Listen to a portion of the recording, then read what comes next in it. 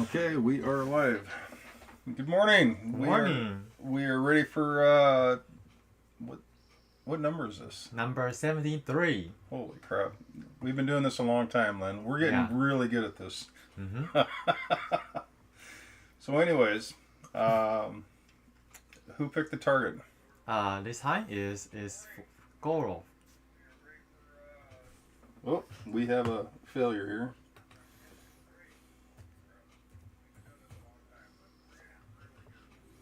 We have a failure, so let me get to... I can't...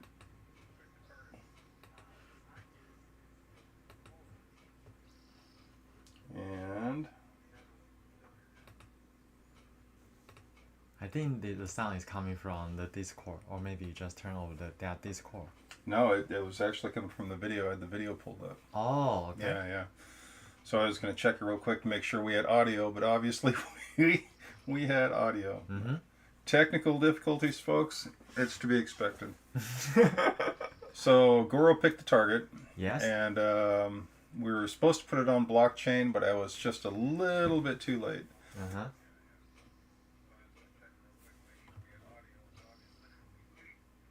Huh. What is that from? I mean, everything's off.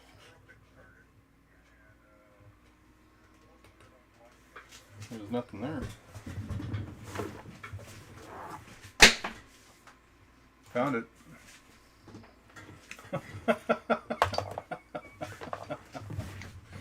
Okay.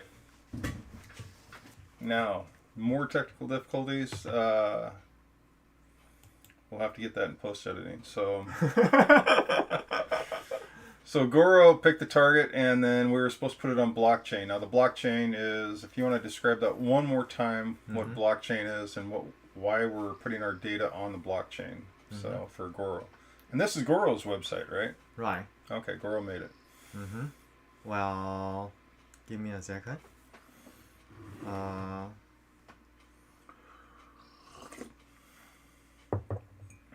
Anyway, forget about what he said.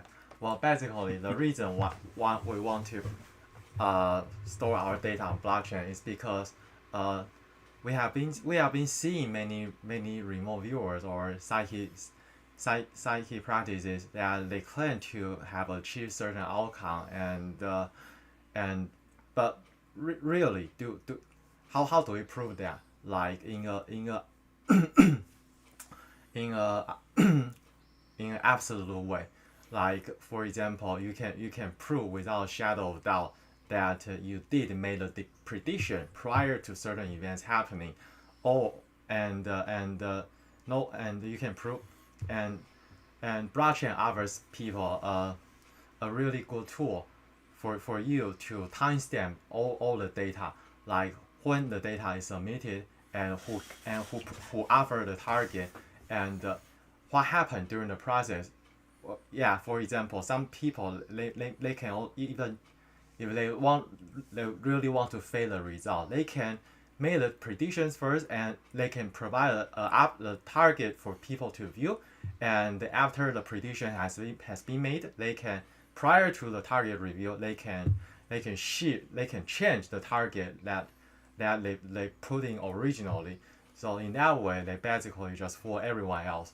Right, so it's basically time and date stamping the target and the data. So you got two timestamps of everything. Okay. Yeah, and they have all the blockchain nodes to as verifiers, and right. Everyone around the world, they can easily know that whether you are doing your session or your work genuinely or not. Right. Which is actually a really good idea for viewers. So, all right. Well, let's go ahead and take a look at the. Let's go look at the data real quick. What is this? This is the thumbnail picture. It's from myself. It's can you I can. Yeah. I got to figure out why it's so big. It wasn't so big earlier. All right, let me minimize this just a bit. Technical difficulties, folks. We've almost got it. Yeah, I can't grab it. There we go.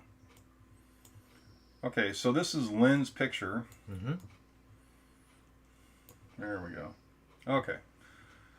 There's the target number. Yeah, the target for this one is 5CC5-1FC9, and this is the target number Goro assigned us to remove you without giving any other clue. And this target has been recorded on blockchain on his application. Right. And if you guys notice here, it says comment with your keywords and wallet address. So it actually does cost, what is it, 1 cent, 2 cents? Yeah, like 1 or 2 cents, depend, because the blockchain transaction fee really varies based on market conditions. Right. So yeah, but basically that's the cost you need to pay in order to submit your data on chain. Right. So it actually costs a little bit, but it's more making sure your wallet's hooked up and it's fairly easy. So it's not a hard project or not hard to do. Mm-hmm. So how many participants do we get for this week? Well, actually, I was going to talk to Dark Soul. Dark Soul wanted to know what the target was, and you know, I was so busy I forgot to, because he doesn't do Discord anymore. Oh, okay. Yeah, I really feel bad about not getting him on board. So what I'm going to do is, this is live poop. No worries. I was going to have him do it and then slip him a buck or two for doing it, but anyways, what is this? Why did you repeat your? Well, that's my own ways of doing remote viewing. First of all, I will start off by writing the target number on a piece of paper, and for others they may do it differently. Like I've heard people picturing the target number in their mind, or another very famous remote viewer. He said in one of his YouTube videos that in the military, when they receive training, they use a whiteboard method. And what is whiteboard? It's not a whiteboard you write physically. It's you picture in your mind that is somewhere around your forehead there is a whiteboard, and you picture yourself writing the target number on that whiteboard, and afterwards you will see a very brief second in your mind that the information from that target, whether it's a visual or sound or smell, whatever, it can be in any form. But you picture in your mind drawing the words. Yeah, but in military they don't use terms like third eye. They Right, say right. It's a whiteboard, but you just basically picture there is an invisible whiteboard on your forehead position, and you look up and you receive the information. Now you folks saw how detailed that was and how animated he got. Now we know that he does this very, very same procedure. So that was a very good description. No, I don't do that. Oh, But I've on. heard of people doing it this way, and for me, it's simply just focus my mind and write the target number on a piece of paper, and if I get something, I just quickly draw down whatever information I receive, and if I don't get anything, I start over and rewrite that target number again. So that's why you see I repeatedly writing the same target numbers. Well, but the nice thing, so when you repeatedly draw the number on an actual board and then you visualize drawing the same number in your head, you're literally tying your brain up to look at the target. You're literally forcing your brain, both physically and mentally, to look at the target. I mean, it's a great. Right. That's a great concept. So, I think focus really matters when you do this type of psychic work, because you don't want to be bothered by outside influence. yeah. When I get scattered, my quality of data just goes really down, and I get scattered easily because of who I am. So. Yeah, and you know the influence may not only come from the outside environment or your surrounding place. Sometimes the influence may come from your removing session itself. For example, the target may be asking you to focus on a certain people, but instead you get attracted to things that happen not to that person, but that is just maybe just near him. And Right. yeah, and people tend to call it like shining objects, you know. Right, and that's exactly what I think happened to me because it's gone. I was going to show you on my data, but my data's gone. So, but yeah, exactly. The shining data pulls you away. But yeah, and there is exactly. a specific term for that. They call it displacement. Right. Because you are literally on the target, you are on site, but instead of exploring more information about the target, you get pulled away by things that is not the target itself, but it's relevant to the target. Right, exactly. So wait till you see my data. I'll explain it. Your displacement theory is fantastically on par. So all right, let's look at the data. Well, it's not my theory. No. It's a term came up by the military guys, you know. Yeah, but we're stealing it and making it our own. So we are, the military guys did a very good job sparkling. Oh yeah, this is the. Did you get like little, when you say sparkling, do you mean it was like flashes? Because I get a sense of light and color. So. But no, I mean light and color as in bursts of light and color. Well, I won't call it a burst, but it's just a brief moment of visual. Okay. I get, because when you close your eyes and you can not really see anything outside. Yeah. And for remote viewing information, the information doesn't come like a steady stream. Instead, it's usually like a sudden pulse, and a brief it show up and it disappears. Yeah. That's the type of feeling you get when you are in your remote viewing session. So I would say, is it a burst? I really don't know. But is it a brief moment? Yes, it is. I get a very brief moment of visual perception, and I see colors. So, and I try to write down as much information as possible. So you see, I write down sparkling and it's colorful. I see the color green. I see the color blue. I see silver, and it feels shiny and smooth. Mm-hmm. Okay. And this is my second visual. And my second page, I only drew a curved line. So I write down, what is it? It's a curve and it's a turnaround, and I feel it's an intersection, and I feel there are gradients to it. Which means, well, maybe it's not just a curve, but it's a curve, but with levels, like maybe with different colors of curve. Or maybe they are on different steps. I don't really know what the structure. You got a distinctive curve. Yeah, I get a distinct perception of a curve. So I think the curve is a big component of this target. But without, usually you just want to describe what you perceive without more of your personal interpretation on it, because when you start interpreting your own data, you immediately start what they call castle building. Right. Yeah. You build. And that's my biggest fear. You start build on your personal imagination. So if I draw a curve, I just call it's a curve. And if I draw a straight line, I call it's a straight line. Right. And you don't try to expand on your data, because if you expand too much, usually you will be led to a wrong direction. Right. So, okay.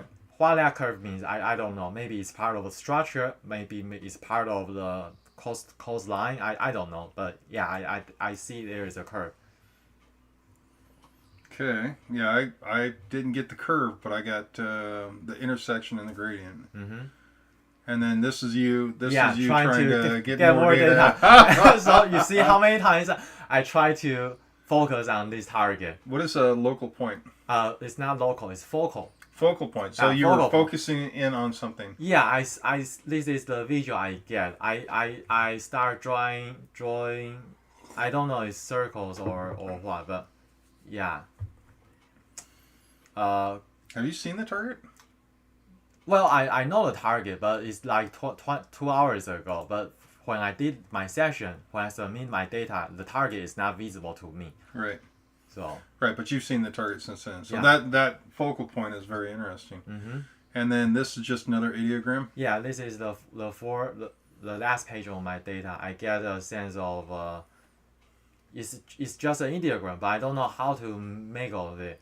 and so I call moving further down. I see a cross path. I see inflection, and I have got a bouncing of feeling. So I suspect that it might be some kind of movement, and here I just stop. And when in remote viewing session, one thing I think is very useful for people to know is that you don't try to overstretch yourself. Right. If the information flow breaks, it just breaks. You just let it. And if you want to dig deeper, then maybe take a break for several hours and go back later.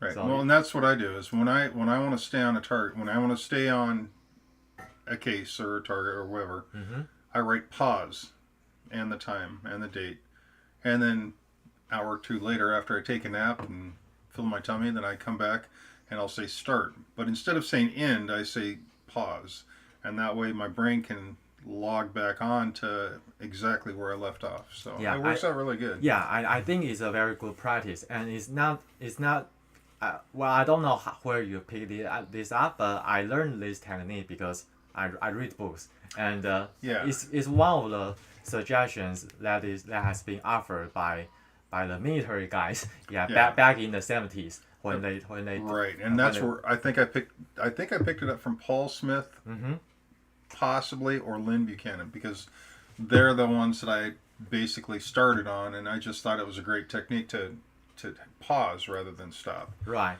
So So when you don't have more information coming in, you just stop, because any information you try to stretch is almost certainly guaranteed to be wrong information. right, Because psychic information is not something you can force. You can only let it come. You can only allow it, but you cannot force it. right. Well, exactly. If it's not there, it's not there, and if it is there, then you have to figure out how not to contaminate it, Right. because it's not a shout of psychic, vision. It's a whisper, Right. and it can be easily drowned out by all the noise in your brain. Right. So when the data is not there, just don't force it, because, well, the more you produce, the more the contamination and polluted the data set will be.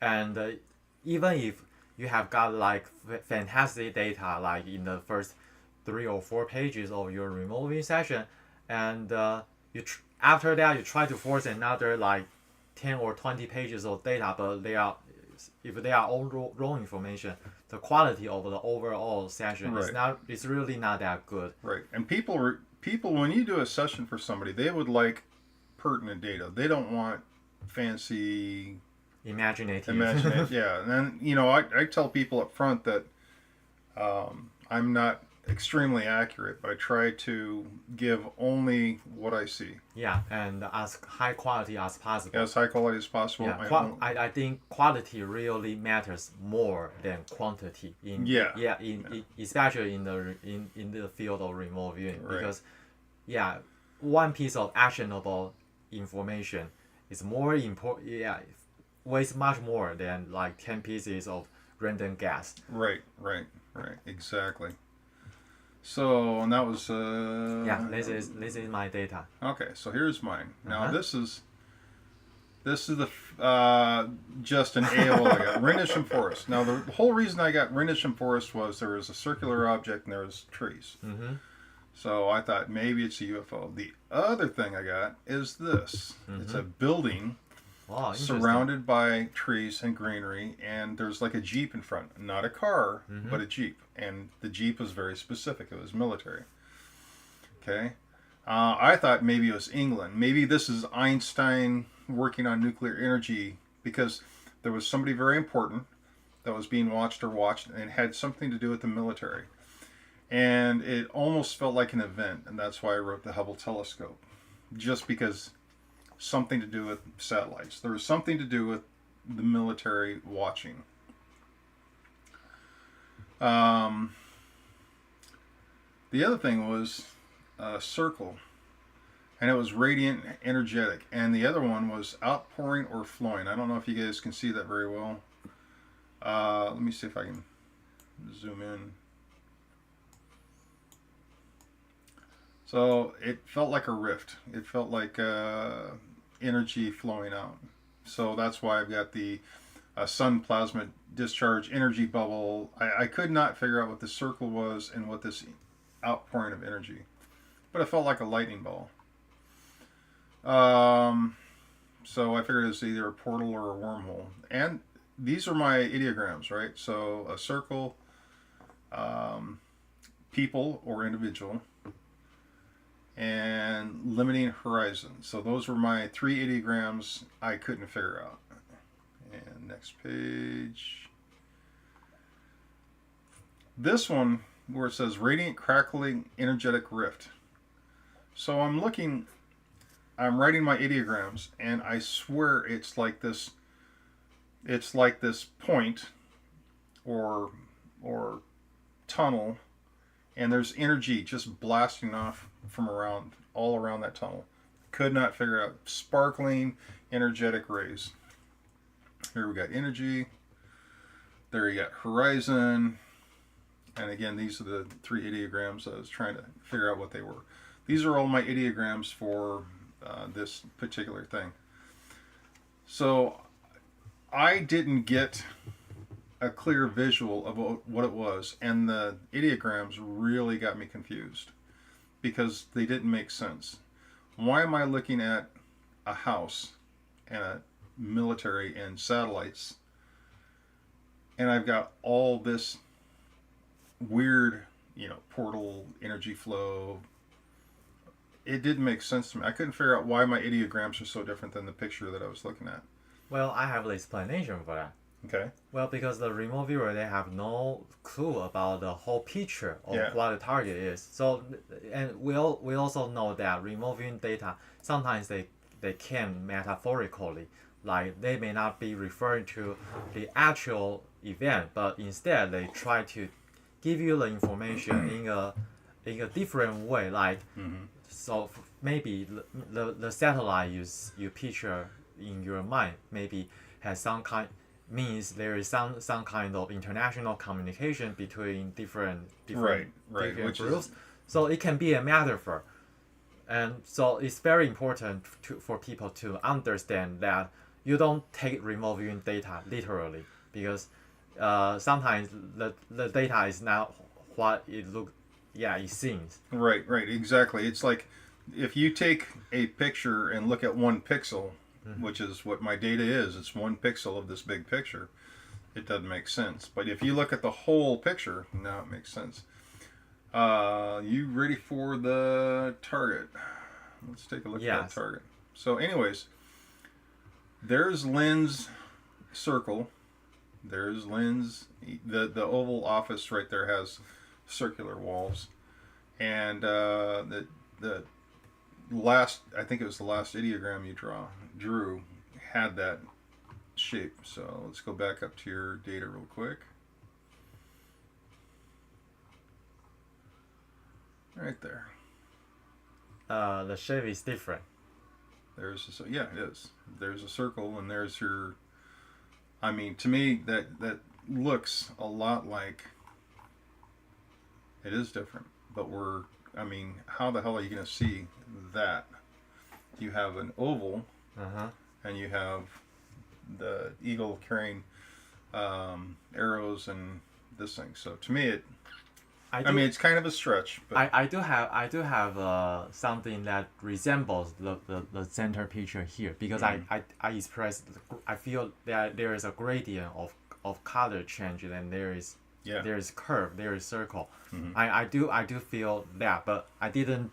Of course, I cannot draw the exact picture like this, but this is what I will see colors of different rings. Right. Yeah. And the gradient colors, like you're saying, it feels right. And that when I saw your ideogram and I looked at this picture, it feels right. So that is the target, okay? So, and I'm sitting here going, well, my picture and my stuff doesn't describe this at all. So what I did is I pulled up this picture. No. All right. Is your OBS on this page? Yeah. The OBS is going to be on that page. Oh, okay. So there is, if you look, there's my green trees, my green lawn, and Jeeps will pull up here. This is the White House, and it is literally a military establishment. This is where people go to discuss things, and currently they're discussing the destruction of the Iran nuclear power sites. So my first ideogram with the energetic rift, which is, hold on, let me get to it real quick. That one. You see that radiant crackling energy rift? Mm-hmm. And the bomb that they dropped on those nuclear power plants bores into the ground a couple hundred feet and then blows up. And then it's radiant crackling energetic. And this is the talk of the hour at the White House. This is what they're discussing. They're literally all about that. And while I can't say for certain that is what's going on, and that's what my ideogram is, it sure feels right. And this picture, even though it's just a simple house, one of the things about this simple house was, if you look, these are all windows. And if you look at the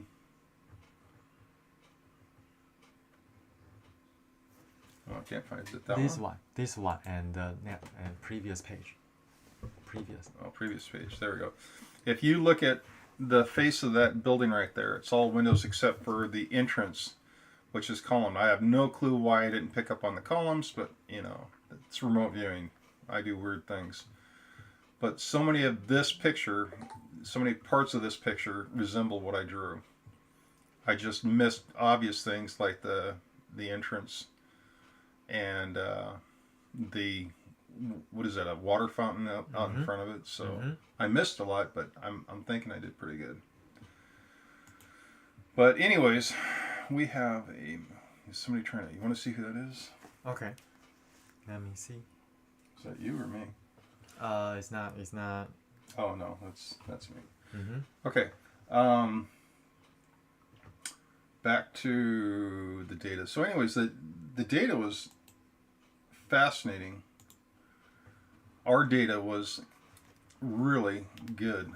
It's just that mine was wrong because it wasn't the inside of the White House. Mm-hmm. And my data isn't a hit either, because right. It's not enough. It's not sufficient to say that I nailed the target. You can only say I get some relevant information about the target, but definitely not enough to call it a hit. Exactly. I mean, we did good. It's just we didn't do. Where's the input? Audio input. How come I can't? Browser? No. Can't seem to find the. There it is. Okay. Mm-hmm. So, anyways, we did good. We had a lot of pertinent data, relevant data. I think it's just that we didn't have the full picture, which is okay. I mean, how long did you spend? I think 15 minutes. So in 15 minutes, he came up with a lot of really good information, and I think I spent. I keep looking for my data. Well, maybe I shouldn't say 15 minutes, because prior to the remote viewing session, I did spend like half an hour and trying to meditate or calm my mind. I keep forgetting you do the meditation thing. So well, technically speaking, it's not a meditation. It's just lying on the bed and not falling and trying to not fall asleep. Yeah. And to me, and also try to forget everything in your mind, because I know that whatever lingers on your mind will contaminate your psychic perception. Yeah. Because I'll sit in here and I'll do these views, and occasionally I'll stop and take a break and look at the news, and then I'll find that bits and pieces of the news are contaminating my data. So you're right, absolutely right. But I can't lay on the bed and with for my half eyes. hour. You are just too busy. Oh no! Well, no. I mean, I'm going to go to sleep. They're just, if I'm comfy and I'm laying on a bed, I'm going to sleep. I mean, even now I'm exhausted, but Yeah, so I Well, can't do the meditation thing. I actually have a feeling that eventually there will be two types of people who are very good at doing this kind of psychic work. One is who have the time to just relax and forget about everything in their mind, and the other type of person is like you. You are just too busy that You can't. even the noise cannot bother you anymore. Right. Like when you do the session, you just do it, and Yeah. without. Well, and that's been my whole goal from the very beginning. Is I want to be able to do remote viewing on the fly. I want to walk into a room, spit out the data, hand it to somebody, and walk away.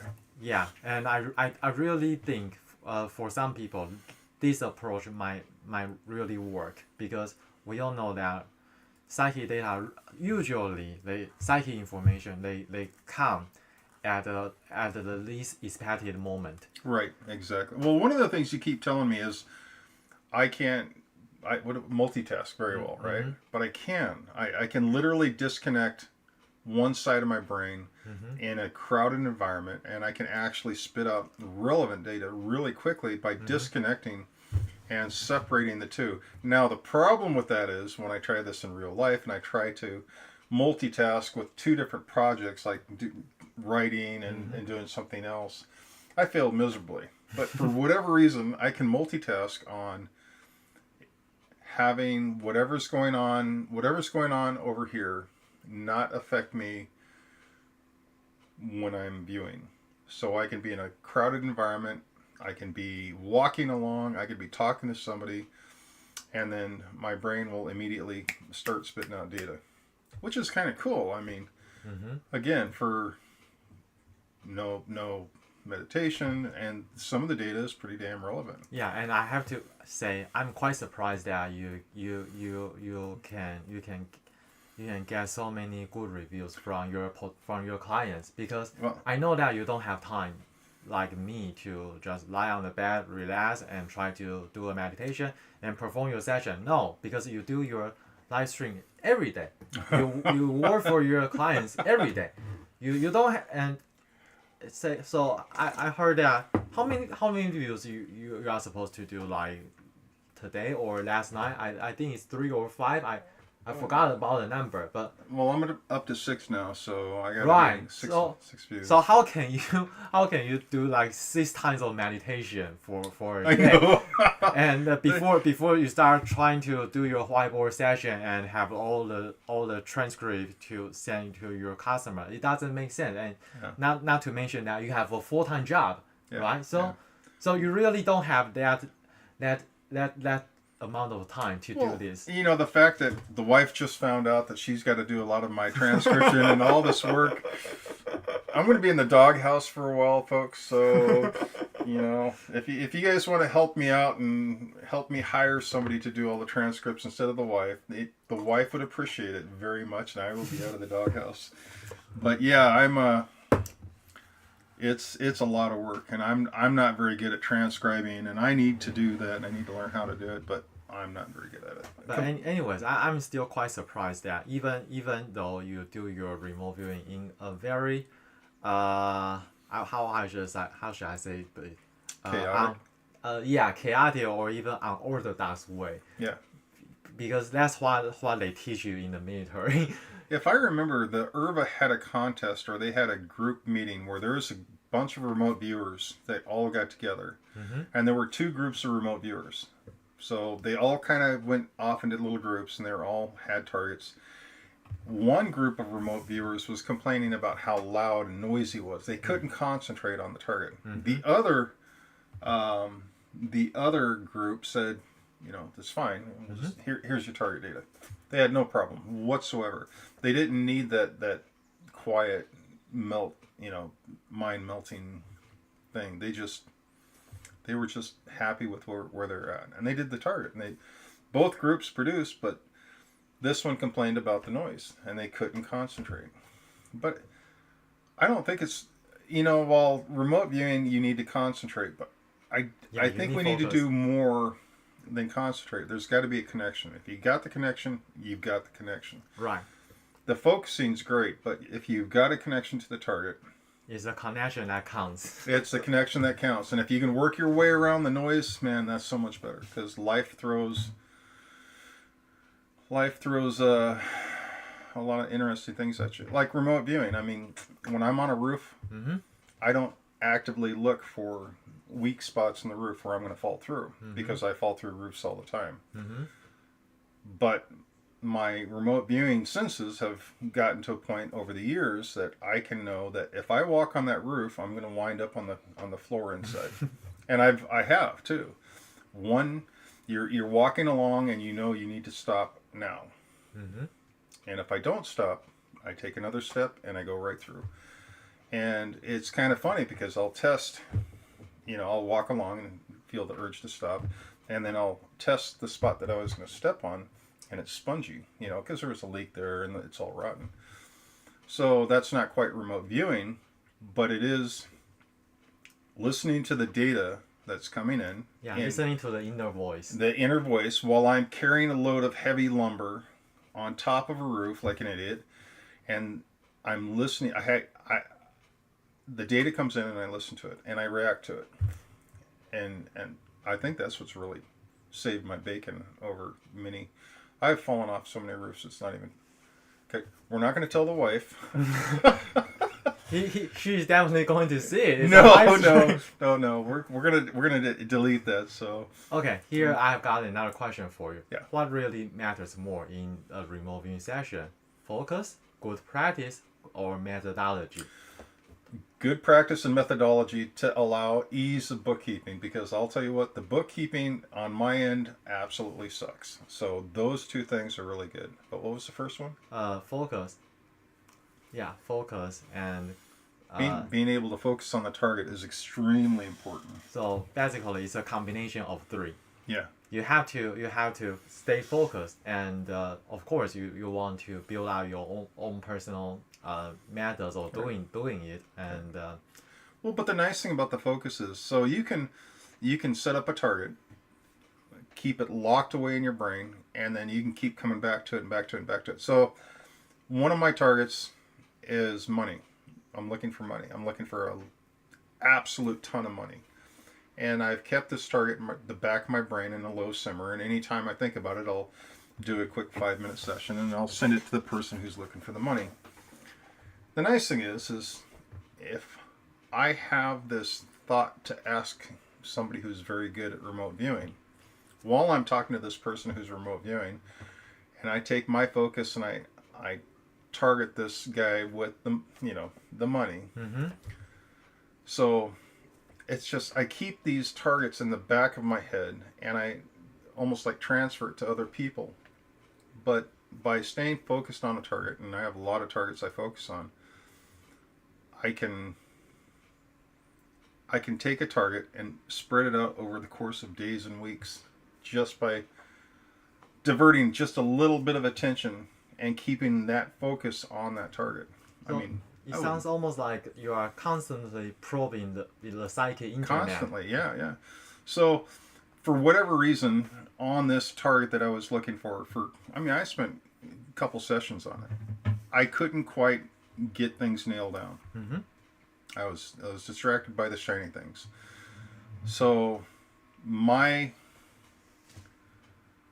I guess my inner alarm bell went off when I was talking to somebody, and my alarm bell said, you need to give this guy the target. He can run with it. And sure enough, he ran with it, and man, it was so cool. Remote viewers are the coolest people in the world, just so you guys know. Just so everybody knows, remote viewers. Oh, we got somebody. Who do we got? Oh, it's Space Case. Here, hold on, Space. Yeah, long time no see. Let me... What have you been up to? Magnetic vector potential coils. I don't get it. It's magnetic what? Very scientific terms. Vector potential coils. What's that for? Well, when they figured out electromagnetism a long time ago, they just started lettering on the alphabet for their equation numbers, and they had the A field, then they had the B field. The B field is what we know as the magnetic field. And the A field they didn't like because they didn't know what to do with it. And they just thought it was a mathematical abstraction. And so they just set it to either 1 or 0 or just sort of shuffled it off in the math. Well, it turns out you can make an actual coil that makes just that field, and it works. And I was really surprised. So the big thing you can do with it is you can induce a voltage on a wire with no magnetic field present at all. It is super trippy. You know, you get a bunch of geniuses in a very small room like a Discord room, and it's amazing what you can come up with. Yeah. So his friends are all like these mad scientists. I mean, I swear to God, they're mad scientists. Yeah. Have you met them? I've never met them, but you gotta go in to real person. But I've seen their discussions in your Discord group. Yeah. So yeah. what's the name of your Discord group? Is the same as? What's the name of your Discord group? Space Case Zero. Oh, I use the same name everywhere. Mm-hmm. Yeah. It's just these guys get together and they dream up, you know, they dream of toroids and magnetic waves and anti-gravity. I mean, these guys are certifiable. Right. Yeah, so it's really cool. Yeah, did you look at the data and the target? I didn't. I've been dreaming the physics and daydreaming it, and I didn't want the distraction of anything else. Yeah, that's understandable. No, me and Lynn both had a lot of really pertinent data and a lot of similar data, but the target was the White House, and you know it was like, you know, neither of us got it exactly, but we definitely danced around it. One of these days, we're gonna actually get it done and do it right. But for now, it's just we'll do what we can with what we got. You know, our data looks good, but it's just not totally accurate. Well, I also have some different opinion about this because the target, although we know the target is the Oval Office of the White House, right? Mm-hmm. But the time you look at is not now. It's looking at I think March 2026. It's Oh, that's when Trump. no. Why March 2026? I have no idea. I don't know. Maybe we can only ask that question to the target assigner. Oh yeah. And so Well, and I just hope that nothing really happens to the White House. Did you find a bunch of ash or something? Well, March. I didn't realize that it was March 2026. I'm seeing radiant explosions, Mm-hmm. and you know if Lynn is telling me this is for next year, oh my God. No, is it really for next year? Yeah, this is for NASA. Oh, I just got chills, man. I mean, I'm looking at a friggin' whole. I mean, radiant. Yeah, no, we're just wow. God, I hope. But not. we also need to keep in mind that remote view in the future is not always gets you the right data, because future is always in a flux and it can be changed. So Yeah, but that is still awful scary. So I am gonna scoot this over.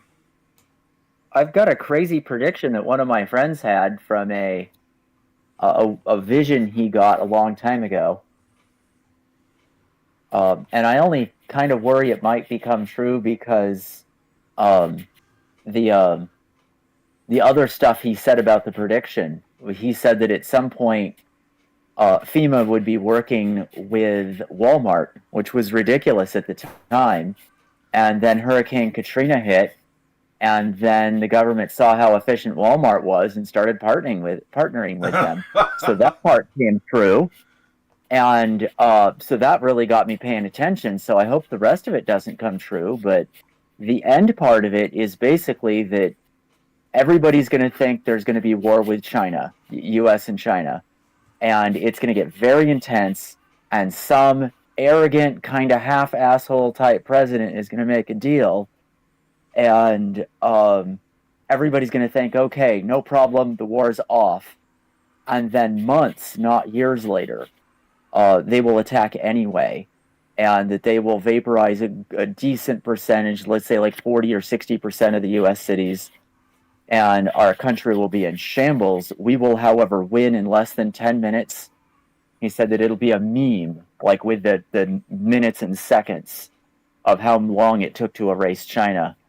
And but he said everything will be a mess if you live through it. He said go to your local Walmart. That's where new cities will be popping up. That's where they'll distribute supplies and where all this will get rebuilt. Right. Which is a really odd prediction. He said He said if you can live in the countryside, nobody's going to care what you do out there. But if you want to go be taken care of, go to Walmart, and that'll be some of the only stores out there. He also said there'll be like roving attacks of people going for food shipments, even though if you show up at the right place, they'll give it to you for free. Like they'll give you food, but they'll go attack them, and there will be some serious battles inside the country after this whole event happens. He said about half the people end up really happy, like everything's great, and the other half just kind of lose their mind in super broken ways. And we're already seeing people lose their mind in broken ways. So I don't know. I think the whole prediction is interesting. I really hope that somebody averts it, because this doesn't sound like a happy future to me. Well, but it also lines up with your viewing there. I know, because I'm sitting here looking at my data, and my data is big black letters, event. And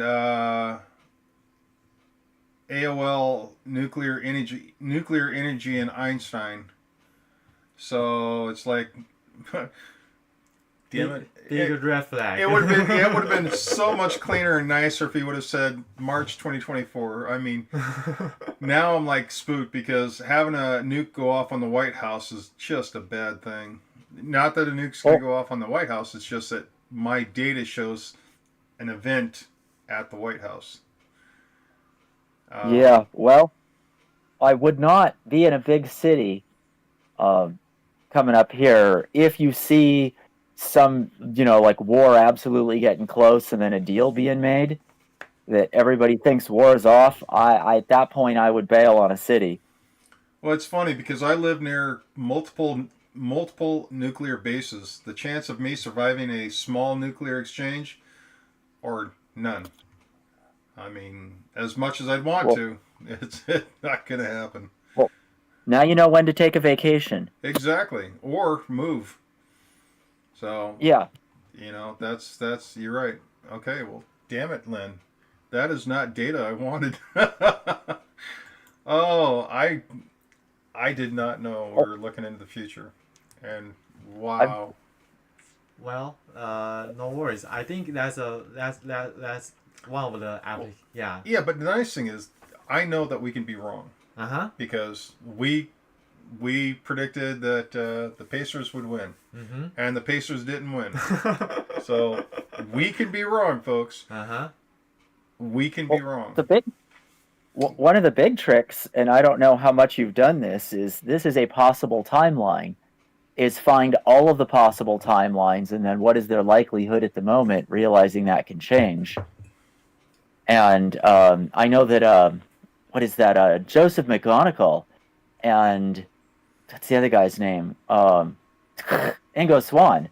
Ingo Swann could see multiple timelines really easy. Well, but like Ed Dames can't. He only sees one timeline out in the future. That ability to go stretch your mind out to the alternate timelines, that's certainly a trick worth learning. Well, that's what I was kind of wondering too, because I mean, can we get bleed through from other timelines? How do you shut off the timeline theory? Because I mean, definitely, if there's multiple timelines, then the Pacers did win, without a doubt, hands down. The Pacers won, and then they lost, and then they won. So depending on which timeline you go to, you're going to see that the Pacers had a chance. Right. Well, falling through the roof with your next step is a great example.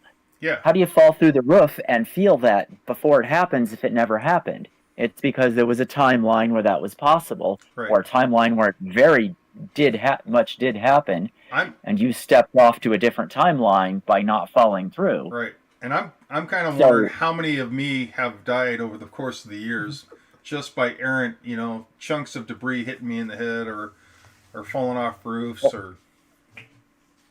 I once was driving and I took a corner too fast. I'm into the corner way too fast, and I see all of the timelines in front of me. And I probably saw about 30, 35 of them with different angles into that corner. And all but one of them, the car wrecked. And I took that center line right through the middle of them, and I almost lost it going into the corner and coming out of it. It was the only line that would have worked. Right. The variance of each one resulted in disaster. Right.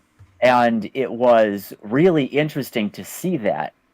Like, I hopefully would have seen entering the corner too fast and just slowed down because that's the easy way. But this, I suppose, taught me a great lesson of here are the timelines and I wondered about what happened to all those other car wrecks, those other versions, and I don't know what happens because I guess they're unrealized timelines at that point and they sort of exist as a shadow, is what I'm thinking. I don't know. Wouldn't time just keep going on and we're not in. What does? Well, it's just like what happens if you set up an oscillator in time. Like if a store, and this is something I saw, like a store was either a Save Mart or a Bell Markets. It was a grocery store either way. I'd gone in and got a receipt from the place because it wouldn't quit changing. And I viewed it a little bit, and it looked like whichever store it was would end up altering the past to where those people would make it the other store. So it literally was just an oscillation circuit in reality. But at some point, that store won't exist anymore, and the oscillation will be over. So it's not like they don't take care of themselves, but they're still obnoxious. Time.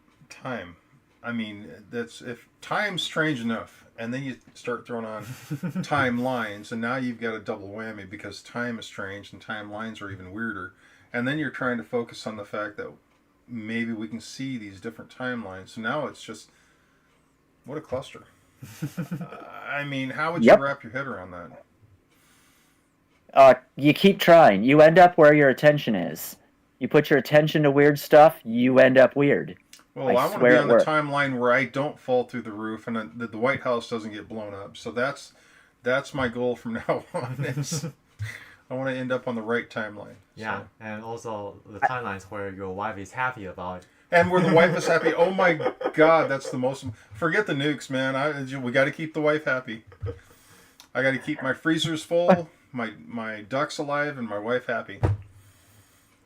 Oh my God. Well, my first thought is the how you described the tree of life and the fact that there's curators and parasites and all kinds of crazy stuff going on. And I think the best way to get through it is talk to the curators and ask them what you can have and what you can do, and that you'll help them from this side if they want to do something. And that appears to be the way to make things happen. That would be interesting. The problem is what I was seeing is just more like a big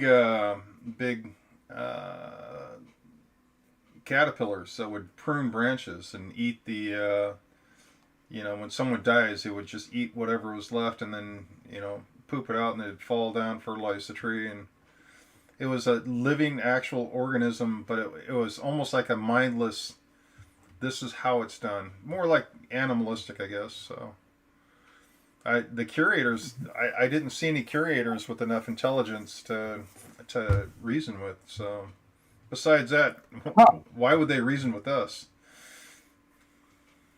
Because I can do things they can't. This is probably true. We do have that technology. Like blow ourselves up. Oh my God. And what really amazes me is that, and maybe I shouldn't share this. I'll tell you, but not in a recorded thing. All right. All right. Well, on that note, what we want to add more to this data? No, I think we are all good about this. Okay. Well, Goro, you're killing me, man. You are absolutely killing me. A future forecast for, what'd you say, March 26th? Yeah, March 26th.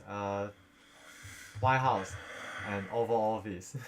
That's the target. Considering my track record for ARV and considering my track record for remote viewing. Yeah, chances are there's nothing to really worry Exactly, about. exactly, and that's my attitude from now on. There's nothing to worry about. I'm gonna drink my coffee. I'm gonna wake up, march. But I also still to emphasize that even though the prediction may not come true, it doesn't change the fact that remote viewing really works, because in last round's predictions we did draw very very key information about the target. Yeah. So it's not about the methodology.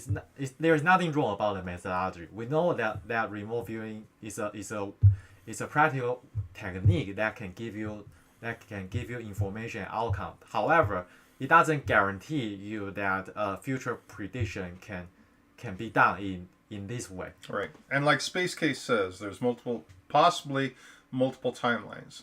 So, folks, it's a weird, wide, wonderful world.